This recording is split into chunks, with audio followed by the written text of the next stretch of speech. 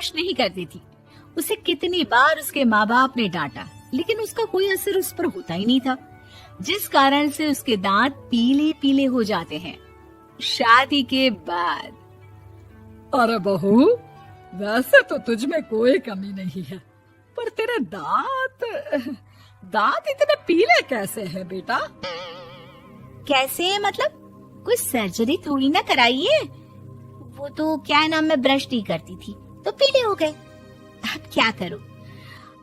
आप कहें तो लाल करवा लूं या फिर काले? यार ये क्या है, क्यों माँ से लड़ रही हो? लड़ रही हूँ? अरे मैं लड़ रही हूँ या ये बोल रही है कि दांत पीले हैं, पीले। अरे तपस्या थोड़ी ना की है इन्हें पीले करने के लिए।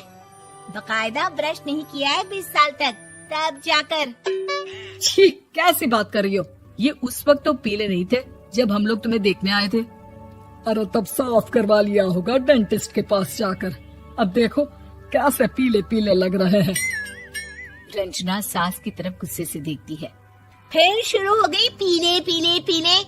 अरे पीले तो तब भी थे जब मेरे हाथ का रसगुल्ला उड़ा उड़ा कर खा रही थी और बोल रही थी, लड़की नहीं गुणों का खजाना दे रहे भाई साहब आप। खैर, अब वो लोग करते भी तो क्या करते, पीले दांत वाली बहू पल्ले पड़ी थी तो झेलना तो था ही। एक दिन कीर्तन में रंजना गाना गा रही थी। अरे कमला बहन, माँ का द्वार है, यहाँ तो सब शुद्ध होकर आते हैं, फिर अपनी बहू को ब्रश भी नहीं करवाती तुम। दूर से पीले पीले दांत भक्ति में बाधा उत्पन्न कर रहे हैं। अरे कोई 2 साल के बच्चे थोड़ी ना लेकर आई हूँ मैं बहू बनाकर। अच्छी खासी लड़की है, अरे कैसे करवाऊं ब्रश? ये तो उसे खुद करना चाहिए ना। अब माँ बाप तो इसके जैसे तैसे निपटा दिए, ये नहीं सोचा कि सास कैसे संभालेगी।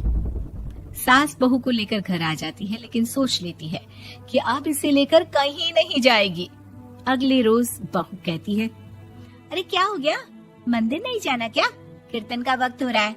मेरी मधुर वाणी से कान्हा जी जागते हैं और सोते हैं। आप तो जानती है ना उनकी भक्ति में कितना मन लगता है मेरा। वो क्या है ना, तबीयत ठीक नहीं लग रही है मेरी, आराम करूंगी मैं। तबीयत ठीक नहीं लग रही? अभी तो मिथुन के गाने पर नाच रही थी आप, और अब बोल रही है कि तबीयत ठीक नहीं लग रही। अरे भक्ति में मन लगा लो सासू माँ, ऊपर जाना है, क्या मुंह दिखाओगी आप? हाँ? सास को बहू की बात पर गुस्सा आ जाता है। मैं क्या मुंह दिखाऊंगी, इसकी चिंता तो ना कर, समझी?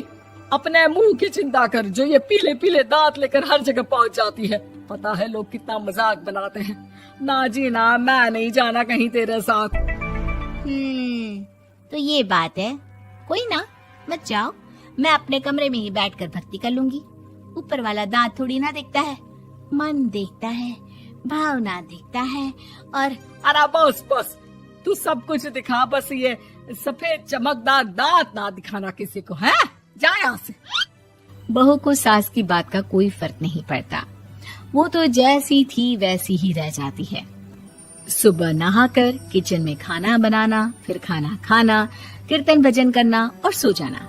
एक दिन, माँ जी मैं सहेली के घर जा रही हूँ, शाम को लेट आऊंगी। हाँ हाँ तो जाना, मैंने कौन सा तेरी आरती करनी है घर पर बैठकर। रंजना सहेली के घर जाती है, जहाँ वो पार्टी में जाने की तैयारी कर रही होती है। अरे शिखा, कहाँ जाने की तैयारी कर रही है? मैं गलत वक्त पर आ गई क्या?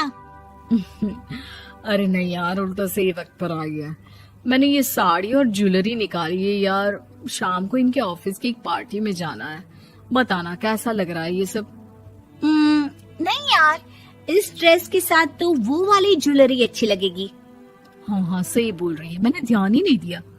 वैसे तो हमेशा से मस्त फैशन सेंस रखती है। तो बड़ा जाती होगी ना पति के साथ पार्टी में। रंजना कुछ नहीं बोलती, बस सोचती है कि यार काश ये बात सही हो जाती, पर मैं क्यों नहीं जाती पार्टी में? क्या इन लोगों की कोई पार्टी होती नहीं होगी? रंजना घर आती है और रात में पति से सवाल करती है, एक बात बताइए, आप मुझे किसी पार्टी में क्यों नहीं ले जाते? क्या आपके यहाँ ऑफिस में पार्टी नहीं होती? पति बेचारा क्या कहता कि दांत पीले हैं तुम्हारे इसलिए। अरे कोई पार्टी होती नहीं हम लोगों के ऑफिस में, तो कहाँ से लेकर जाऊं? और मार्केट, मॉल, कहीं वीकेंड घूमना, कहीं तो। अरे यार, सारे हफ्ते में एक छुट्टी मिलती है, तो सोचता हूँ कि आराम ही कर लूं। क्यों? रंजना मन मार के रह जाती है। पहले कभी सास के साथ मंदिर जाया करती थी, लेकिन वो भी सास ने ले जाना बंद कर दिया। घर बैठी बैठी रंजना बोर हो जाती है। तभी उसे आइडिया आता है और वो मायके जाने का सोचती है। सासू माँ, 2 दिनों के लिए मम्मी के घर जा रही हूँ। अच्छा अच्छा, ठीक है, आराम से जा।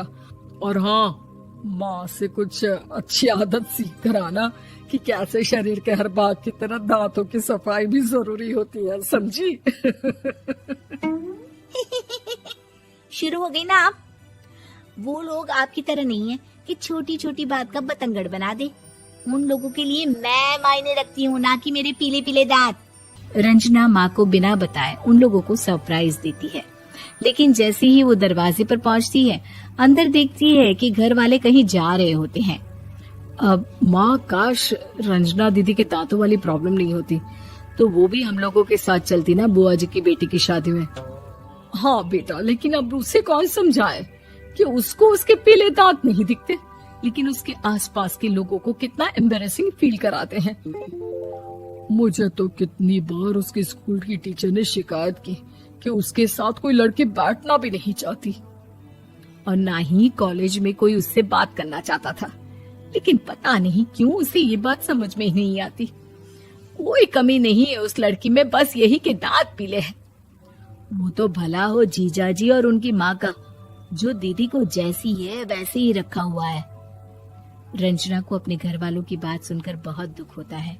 वो सोचती है कि वो क्या करे, लेकिन फिर वो सीधा डेंटिस्ट के पास जाती है, अपने दांत चमकाती है और कसम खाती है कि वो रोज ब्रश करेगी। अरे क्या हो गया? तुम तो 2 दिनों के लिए गई थी ना? पर कोई ना, अच्छा है, चलो आ गई तो। रंजना सास के सामने आकर खड़ी हो जाती है और पूरी स्माइल करती है, उसके चमकदार दांतों को दिखाती हुई। चले मंदिर।